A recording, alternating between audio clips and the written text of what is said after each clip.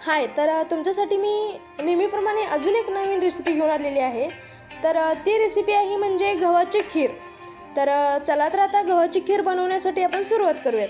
तर मी इन्स्टंट खिरीचे गहू घेतलेले आहेत. तर एक वाटी गहू मिक्सरमध्ये जाडसर असं वाटून घ्यायचे आहे. तर ते व्यवस्थित 1 ते 2 वेळा स्वच्छ पाण्याने धुवून घ्यायचे आहेत. तर त्यानंतर गॅसवरती एक कढई ठेवायची आहे आपल्याला.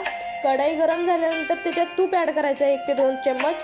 तर ते तूप गरम झाल्यानंतर व्यवस्थित ते आपण धुवून घेतलेलं गहू देखील ॲड करायचं आहे त्याच्यात आणि त्यानंतर व्यवस्थित लालसर असं होईपर्यंत मंद आचेवरती व्यवस्थित परतून भाजून घ्यायचे आहेत आपल्याला.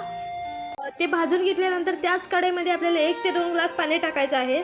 तर ते पाणी गरम झाल्यानंतर आणि थोडी उकळी आल्यानंतर अजून 2 ग्लास पाणी टाकायचं आहे आपल्याला. तर ते 5 ते 10 मिनटं व्यवस्थित शिजवून घ्यायचं आहे आपल्याला.